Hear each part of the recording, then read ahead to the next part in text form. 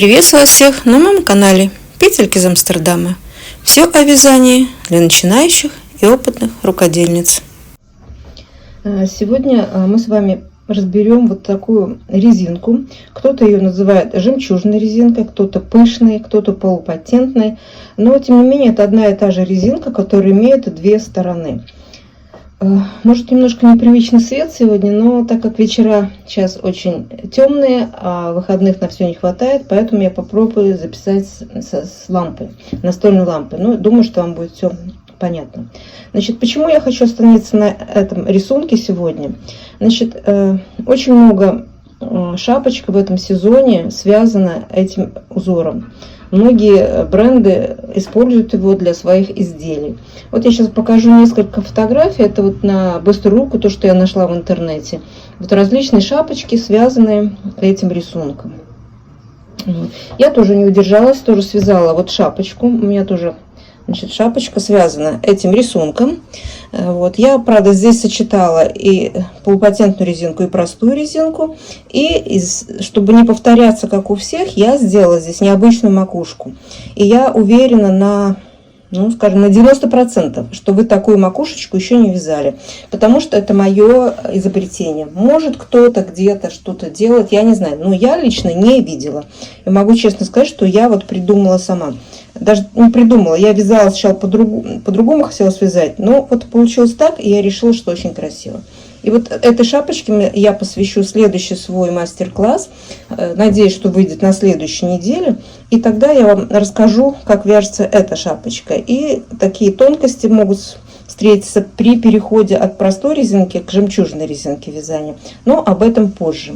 Это я все расскажу в следующем моем видео. А сегодня, значит, опять, как говорю, мы вернемся к этой резиночке. Почему я хочу это вам показать? Потому что у этой резинки есть две стороны. Вот это одна ее сторона, это другая сторона. Да? Вот если вы перевернете беленькую, у нее будет точно такой же рисунок, как здесь. Если перевернем вот эту, у нее будет такой же рисунок, как у белой. То есть это одна и та же резинка, связана и имеет две стороны. И когда люди используют эту резинку для своих изделий, вы можете выбрать любую сторону, которая вам больше нравится. Да? Значит, вот это такая больше вытянутая лицевая петля получается. Здесь вот почему-то, мне кажется, из-за этой стороны ее назвали жемчужной. Она вот так как немножко какие-то стянутые петельки получается. Вот она мне, эта сторона, очень нравится. Да? И еще раз, почему я хочу сейчас остановиться? Потому что я, когда смотрела сама видео, как на YouTube представляет эту резинку блогер, и показывают, как ее вязать, вот одна блогерша очень популярная, очень уважаемая, я не буду называть имя, я ее тоже много смотрю и видео, уважаю, но когда она мне говорит, вяжите резинку вот так вот, а та, вот, которая вам нужна, она будет появляться с изнанки, а потом шапку выверните, и вот у вас будет ваше изделие. Я считаю, что надо вязать так, как вы хотите. Если вы хотите, чтобы вот эта резинка у вас появлялась на лицевой стороне вашего изделия, значит, так ее надо вязать. Если вы хотите, чтобы вот эта часть резинки появлялась на лицевой стороне вашего изделия, поэтому надо вязать ее так. И вот я сейчас покажу вам, как вязать одну и вторую, чтобы появлялось на лицевой стороне то, что вы хотите. Итак, мы начнем сначала с этих вытянутых петель. Вот вы набираете любым доступным вам способом необходимое количество петель, которое должно быть кратно 2, плюс 1 для симметрии, если вы вяжете поворотным вязанием.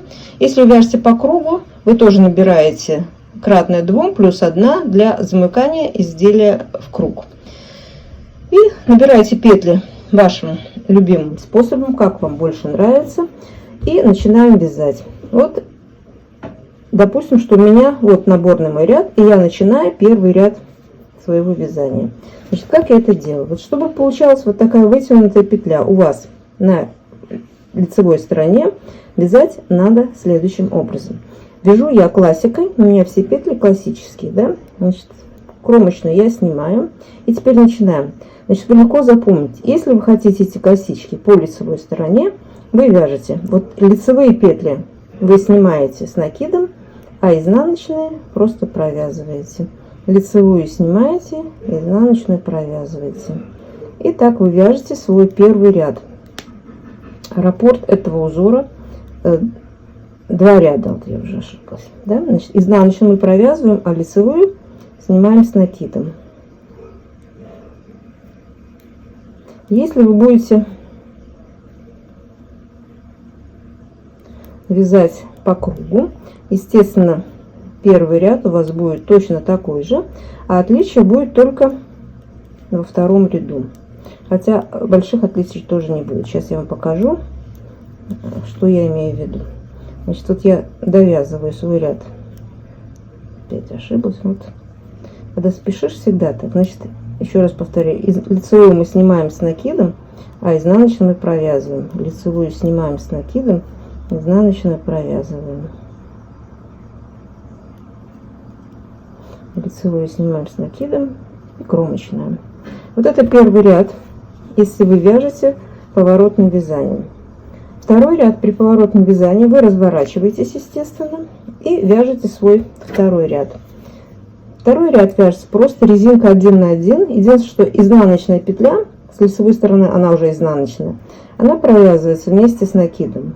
Вот и лицевая, изнаночная вместе с накидом. Лицевая, изнаночная вместе с накидом. И здесь ничего сложного нет. Если вот вы будете вязать таким образом, вот эта вытянутая петля, то есть сторона этого рисунка с вытянутой петлей, она будет появляться на лицевой стороне вашего изделия. Значит, если вы вяжете по кругу, то второй ряд, значит, вроде вот если как будто вы отсюда будете вязать, вы здесь будете вязать лицевую с накидом, а изнаночную просто. Значит, вот эту лицевую вместе с накидом будете провязывать лицевой. В первом ряду вы вязали лицевую, снимали с накидом, а во втором ряду вы просто эту лицевую будете провязывать вместе с накидом. Это если вы вяжете по кругу. А поворотным вязанием вы вяжете лицевую, а изнаночную изнаночной вместе с накидом.